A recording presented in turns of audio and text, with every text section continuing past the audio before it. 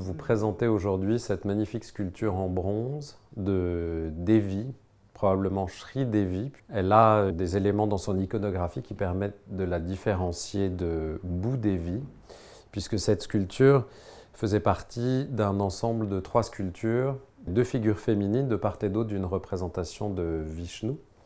C'est une belle sculpture qui date du XIe siècle, 11e-12e siècle, donc période Chola. Et le petit détail iconographique qui permet de différencier Sri Devi de Bhudevi, qui sont des parèdres donc de Vishnu, c'est le soutien-gorge qu'on voit ici. Elle a une sorte de brassière qui permet donc de l'identifier. Après, il y a aussi la forme du bras et d'autres éléments. Donc il est fort probable que cette sculpture ait fait partie d'un groupe de 3 sculptures qui étaient dans un temple en Inde et qui ont été beaucoup priées. On voit que la matière, il y a pas mal d'usure sur le bronze, qui est assez cohérent par rapport au bronze d'époque médiévale, puisque ça n'est pas une représentation de la divinité, mais c'est une incarnation de la divinité. C'est pour ça que les bronzes du sud de l'Inde sont des bronzes qui sont faits en fonte pleine, mis à part pour le socle, parce que c'est l'incarnation de la divinité, parce qu'on n'a pas d'économie de matière, ça n'est pas une image comme nous on peut l'entendre, ça c'est une très grosse différence, c'est une représentation concrète de la divinité, d'où les soins qui lui sont apportés. Donc il y a pas mal de sculptures qui sont habillées, qui sont sorties, il y a des pujas, des rituels qui sont faits autour de ces sculptures, ce qui a été le cas ici et qui explique l'usure du matériau, puisqu'elles sont régulièrement lavées avec parfois de la pâte de santal, du lait ou d'autres produits qui peuvent aussi être des abrasifs doux qui permettent aussi de faire évoluer la patine. Le temps fait que la sculpture et le matériau va prendre une teinte un peu plus foncée, mais dans le contexte rituel, on voit souvent des bronzes qui sont en fait de la couleur de l'alliage. Il y a souvent des fontes de laiton, en tout cas avec des fortes teneurs en laiton ou en cuivre, donc des sculptures qui apparaissent avec une matière plutôt claire. Mais là, on voit que la présence de cette pièce dans une collection européenne pendant très très longtemps a fait que la matière s'est oxydée pour avoir cette couleur beaucoup plus foncée, une patine un peu plus riche comme on connaît souvent dans les musées ici. D'ailleurs, on est plus habitué à voir ces sculptures avec ces patines un peu profondes, qui sont aussi parfois des patines de fouille. Là, on a une pièce qui est dans une collection occidentale depuis longtemps, donc il y a cette patine spécifique. On le voit, on a tous les éléments iconographiques caractéristiques de la période Chola, donc on est dans le sud de l'Inde à l'époque médiévale, entre le XIe et le XIIe siècle. On voit la coiffe très architecturée, qui fait presque penser à un temple, le traitement du visage, les boucles d'oreilles, la brassière, le mudra, le geste très retenu dans la main, le bras ici très souple, le ventre qui repose légèrement sur la ceinture, le vêtement et la posture en tribanga.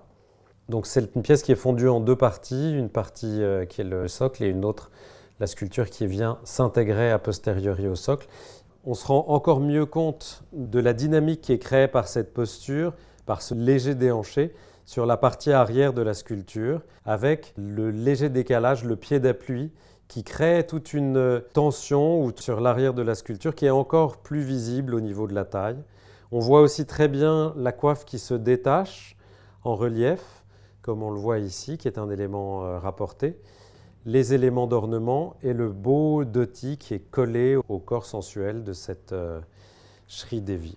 Le sentiment le plus important qui est véhiculé par cette sculpture, c'est l'amour. Mais c'est évidemment un des éléments pour lesquels on connaît, on identifie l'art indien. Peut-être que l'art indien exprime le mieux dans tout ce qui touche à l'érotisme, à des images très abouties, que ce soit en peinture ou en sculpture. Et ici, c'est un parfait exemple de cette notion, où on a à la fois l'érotisme et en même temps le côté contenu, la sensualité. Il y a beaucoup de choses qui se retrouvent avec une sorte de justesse et d'équilibre qui est très plaisant dans cette sculpture qui est une sculpture qui date donc du XIe, XIIe siècle, ce qui est tardif entre guillemets pour la période Chola, qui est la période majeure de la production de bronze dans le sud de l'Inde.